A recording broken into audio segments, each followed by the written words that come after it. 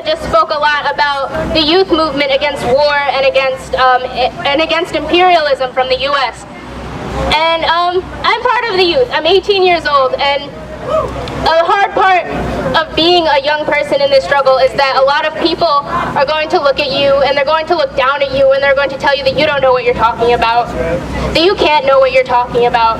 You're too young. You don't know anything. You haven't lived long enough and experienced enough to know what's really at stake here. But the young people absolutely know what's at stake here.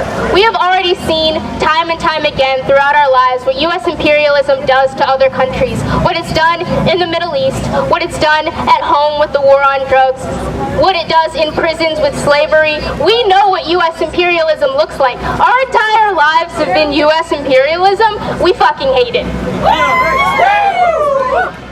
We, the youth, need to stand up against imperialism and against sanctions and against war in the global south, in every single place that U.S. imperialism touches.